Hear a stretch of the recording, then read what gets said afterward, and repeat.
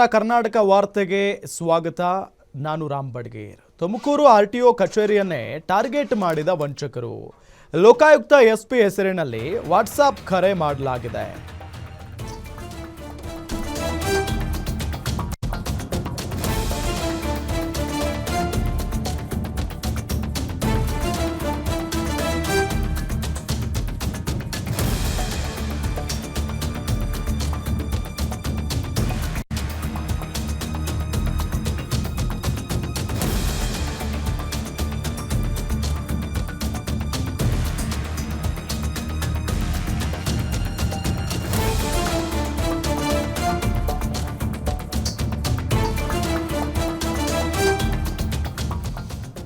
ಪ್ರಾದೇಶಿಕ ಸಾರಿಗೆ ಅಧಿಕಾರಿ ಎವಿ ಪ್ರಸಾದ್ಗೆ ಕರೆಯನ್ನ ಮಾಡಲಾಗಿದೆ.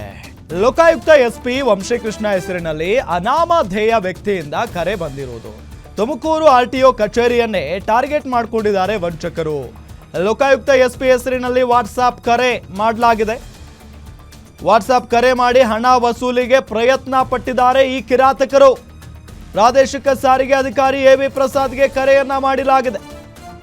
ಲೋಕಾಯುಕ್ತ ಎಸ್ಪಿ ವಂಶೀಕೃಷ್ಣ ಹೆಸರಿನಲ್ಲಿ ಅನಾಮಧೇಯ ವ್ಯಕ್ತಿ ಕರೆಯನ್ನ ಮಾಡಿದ್ದಾನೆ. ತುಮಕೂರು ಆರ್ಟಿಒ ಕಚೇರಿಯನ್ನೇ ಈ ವಂಚಕರು ಟಾರ್ಗೆಟ್ ಮಾಡಿಕೊಂಡಿದ್ದಾರೆ ನೋಡಿ. ತುಮಕೂರು ಆರ್ಟಿಒ ಕಚೇರಿಯನ್ನ ಟಾರ್ಗೆಟ್ ಮಾಡಿಕೊಂಡಂತ ವಂಚಕರು ಲೋಕಾಯುಕ್ತ ಎಸ್ಪಿಯ ಹೆಸರಿನಲ್ಲಿ ವಾಟ್ಸಪ್ ಕರೆಯನ್ನ ಮಾಡಿದ್ದಾರೆ. ಲೋಕಾಯುಕ್ತ ಎಸ್ಪಿ ಕರೆ ಮಾಡೋದಾದ್ರೆ ನಾರ್ಮಲ್ ಕಾಲ್ ಮಾಡ್ತಾರ್ರಿ, ವಾಟ್ಸಪ್ ಕರೆ ಯಾರಾದರೂ ಮಾಡ್ತಾರ? ಲೋಕಾಯುಕ್ತ ಎಸ್ಪಿನೇ ಆಗಿದ್ರೆ ವಾಟ್ಸಪ್ ಕರೆ ಮಾಡಿ ಹಣ ವಸೂಲಿಗೆ ಪ್ರಯತ್ನವನ್ನ ಪಟ್ಟಿದ್ದಾರೆ ಇವರು, ಈ ವಂಚಕರು. ಪ್ರಾದೇಶಿಕ ಸಾರಿಗೆ ಅಧಿಕಾರಿ ಎವಿ ಪ್ರಸಾದ್ ಅವರಿಗೆ ಕರೆಯನ್ನ ಮಾಡಿದ್ದಾರೆ. ಲೋಕಾಯುಕ್ತ ಎಸ್ಪಿ ವಂಶೀಕೃಷ್ಣ ಹೆಸರಿನಲ್ಲಿ ಅನಾಮಧೇಯ ವ್ಯಕ್ತಿ ಕರೆಯನ್ನ ಮಾಡಿರೋದು. ಮೊದಲು ನಾನು ಲೋಕಾಯುಕ್ತ ಎಸ್ಪಿ ವಂಶೀಕೃಷ್ಣ ಮಾತಾಡ್ತಿದ್ದೀನಿ ಅಂತ ಹೇಳಿ ವಂಚಕ ಹೇಳ್ತಾನೆ. 10 ನಿಮಿಷದ ಬಳಿಕ ನಮ್ಮ ಎಡಿಜಿಪಿ ಮಾತಾಡ್ತಾರೆ ಅಂತ ಹೇಳಿ ತಿಳಿಸಿ ಕರೆಯನ್ನ ಕಟ್ ಮಾಡ್ತಾನೆ.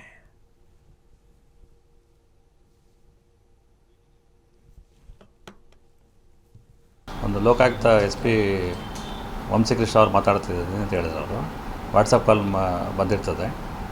ಆಮೇಲೆ ಅವ್ರು ಮಾಡಿದ್ಮೇಲೆ ಎಡಿಜಿಪಿ ಸಾಹೇಬ್ ಮಾತಾಡ್ತಾರೆ. ಮೀಟಿಂಗಲ್ಲಿ 10 ಮಿನಿಟ್ಸ್ ಬಿಟ್ಟು ಮತ್ತೆ ಮಾಡ್ತೀವಿ ಅಂತ ಹೇಳಿದ್ರು. ಆಯ್ತು ಸರ್ ಅಂತ ಹೇಳಿದ್ರು. ಆಮೇಲೆ 10-15 ಮಿನಿಟ್ಸ್ ಬಿಟ್ಟು ಮಾಡಿದ್ಮೇಲೆ ಎಡಿಜಿಪಿ ಸಾಹೇಬ್ ಕೊಡ್ತೀನಿ ಮಾತಾಡಿ ಅಂತಂದರು. ಎಡಿಜಿಪಿ ಸಾಹೇಬ್ ಮಾತಾಡಿ ನಿಮ್ಮ ಆಫೀಸ್ ಮೇಲೆ ತುಂಬ ಕಂಪ್ಲೇಂಟ್ ಇದೆ, ರೈಡ್ ಮಾಡಬೇಕಾಗ್ತದೆ. ಆಯಿತು ಸರ್ ಅಂತಂದು. ನಾವೇನು ಮಾಡೋಕ್ಕಾಗಲ್ಲ, ಆಯ್ತು ಸರ್ ಮಾಡ್ಬೋದು ಅಂತಂದು. ಅದೇನು ವಂಶೀಕೃಷ್ಣ ಅಂತ ಮಾತಾಡ್ಕೊಳ್ಳಿ, ಸಾಲ್ವ್ ಮಾಡ್ಕೊಳ್ಳಿ ಅಂತ ಹೇಳಿದರು. ಆಯ್ತು ಸರ್ ಅಂತ ಮತ್ತೆ ಫೋನ್ ಇಟ್ಮೇಲೆ ಮತ್ತೆ ವಂಶೀಕೃಷ್ಣ ಅಂತ ಅವರೇ ಮಾಡಿದ್ರು. ಮಾಡಿದ್ಮೇಲೆ ಮಾತಾಡ್ತಾ ಡೌಟ್ ಬಂತು ನನಗೆ, ಇದು ಯಾಕೋ ಫೇಕ್ ಕಾಲ್ ಇದ್ದಂಗಿದೆ ಅಂತ. ಆಮೇಲೆ ಅವರು ತೆಲುಗು ಮಾತಾಡ್ತಾರೆ ವಂಶೀಕೃಷ್ಣ. ನಾನು ತೆಲುಗಲ್ಲಿ ಮಾತಾಡೋಕ್ಕೆ ಟ್ರೈ ಮಾಡಿದೆ. ಇದೇ ವಿಚಾರಕ್ಕೆ ಸಂಬಂಧಪಟ್ಟಂತೆ ಹೆಚ್ಚಿನ ಮಾಹಿತಿಯನ್ನು ನೀಡ್ತಾರೆ ನಮ್ಮ ತುಮಕೂರು ರಿಪೋರ್ಟರ್ ವೆಂಕಟೇಶ್. ಯಾವಾಗ ಕರೆ ಬಂದಿದ್ದು ಮತ್ತು ಯಾರು ಅಂತ ಹೇಳಿ ಏನಾದರೂ ಈಗ ತಿಳಿದು ಬರ್ತಾ ಇದೆಯಾ ಮಾಹಿತಿ? ಈ ಕರೆ ಮಾಡಿದ ವ್ಯಕ್ತಿ ಯಾರು ಅನ್ನೋದು ಗೊತ್ತಾಗಿಲ್ಲ. ಆದ್ರೆ ವಾಟ್ಸ್ಆಪ್ ಕಾಲ್ ಸಂಬಂಧಪಟ್ಟಂಗೆ ಮೊದಲು ಏನು ಆರ್ಟಿಒ ಅಧಿಕಾರಿ ವಿಚಲಿತರಾಗ್ತಾರೆ. ಯಾಕಂದ್ರೆ ಸಹಜವಾಗಿ ಪೊಲೀಸ್ ಇಲಾಖೆ ಅಥವಾ ಪೊಲೀಸರ ಸಂಬಂಧಪಟ್ಟಂತೆ ಯಾವ್ದಾದ್ರು ಕರೆ ಬಂದ್ರೆ ಒಂದಷ್ಟು ವಿಚಲಿತರಾಗ್ತಾರೆ. ಆದ್ರೆ ಈ ಪ್ರಸಾದ್ ಅವರು ಒಂದಷ್ಟು ಸಾವರಿಸ್ಕೊಂಡು ಏನು ಒಂದಷ್ಟು ಮಾತುಕತೆ ನಡೆಸ್ತಾರೆ ಅವರ ಜೊತೆ. ಅದಾಂತರ ಇವರು ತೆಲುಗಿನಲ್ಲಿ ಅಂದ್ರೆ ಏನು ವಂಶೀಕೃಷ್ಣ ಇದ್ದಾರೆ S P Lokayukta S P ಅವರು ತೆಲುಗು ಮೂಲದವರಾಗಿರಿಂದ ಅವ್ರ ಜೊತೆ ಒಂದಷ್ಟು ಪರಿಚಯಸ್ಥರಾಗಿರೋದ್ರಿಂದ ಒಂದಷ್ಟು ತೆಲುಗಿನಲ್ಲಿ ಮಾತಾಡೋಕೆ ಆರಂಭ ಮಾಡ್ತಾರೆ. ತೆಲುಗಿನಲ್ಲಿ ಮಾತಾಡೋಕೆ ಆರಂಭ ಮಾಡಿದಂತ ಸಂದರ್ಭದಲ್ಲಿ ಆತ ತೆಲುಗಿನಲ್ಲಿ ಸ್ಪಷ್ಟವಾಗಿ ಮಾತಾಡೋದಕ್ಕೆ ಬರೋದಿಲ್ಲ. ಹಾಗಾಗಿ ಸ್ವಲ್ಪ ಡೌಟ್ ಬರುತ್ತೆ. ಡೌಟ್ ಬಂದ ನಂತರ ಮತ್ತೊಮ್ಮೆ ಕಾಲ್ ಬರುತ್ತೆ.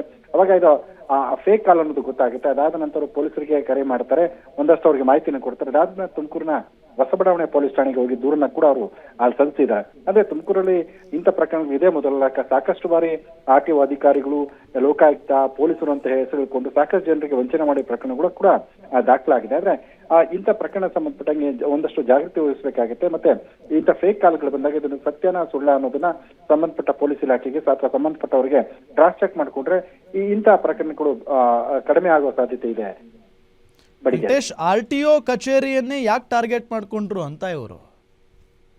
ಅಂದ್ರೆ ಇತ್ತೀಚಿನ ದಿನಗಳಲ್ಲಿ ಆರ್ಟಿಒ ಕಚೇರಿಗೆ ಸಾಕಷ್ಟು ಬಾರಿ ಲೋಕಾಯುಕ್ತ ಅಧಿಕಾರಿಗಳು ದಾಳಿಯನ್ನ ಮಾಡಿದ್ರೆ. ಕನಿಷ್ಠ ಒಂದು ವರ್ಷದಲ್ಲಿ ಸುಮಾರು 4ಕ್ಕೂ ಹೆಚ್ಚು ಬಾರಿ ಅವರು ಅಧಿಕಾರಿಗಳು ದಾಳಿಯನ್ನ ಮಾಡಿದ್ರು.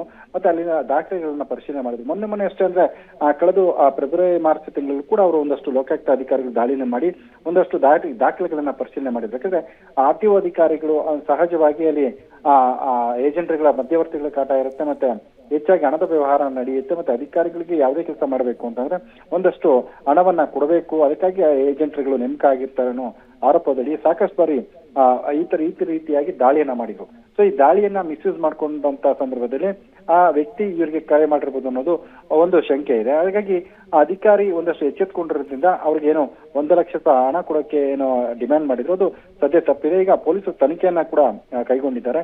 ಅದಾದ ನಂತರ ಈ ವ್ಯಕ್ತಿ ಯಾರು ಅನ್ನೋದು ಸದ್ಯದಲ್ಲೇ ಗೊತ್ತಾಗುತ್ತೆ. ಓಕೆ ಥ್ಯಾಂಕ್ ಯು ಯೋಗೇಶ್ ತಮ್ಮೆಲ್ಲ ಮಾಹಿತಿಗಾಗಿ.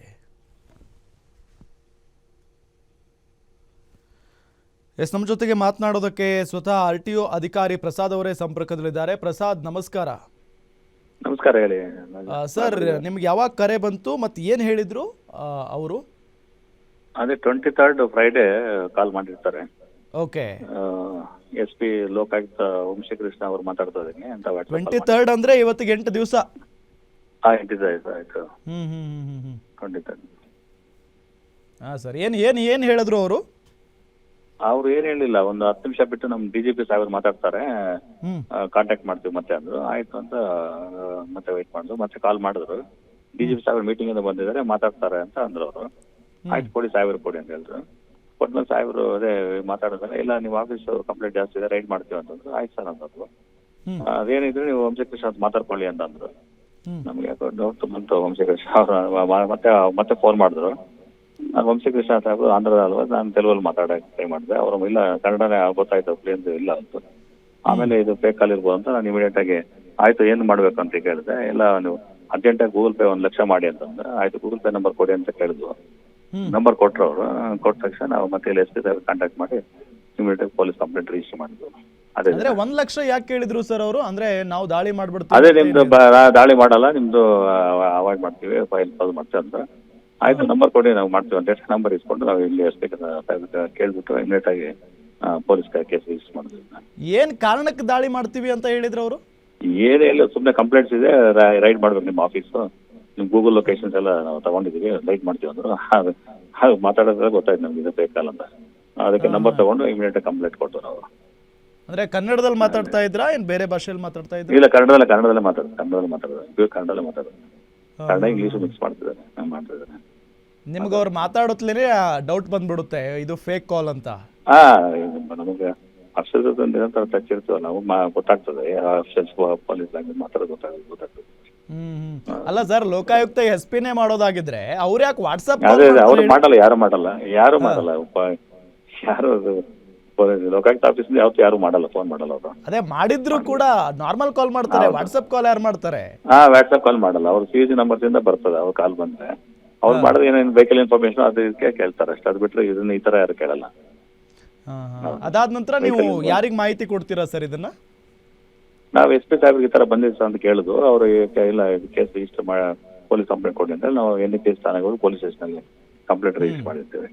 ಅವರು ಇನ್ವೆಸ್ಟಿಗೇಷನ್ ಮಾಡ್ತಿದ್ದಾರೆ case. Okay sir, thank you Prasad sir, guarantee news ಜೊತೆಗೆ ಮಾತನಾಡಿ.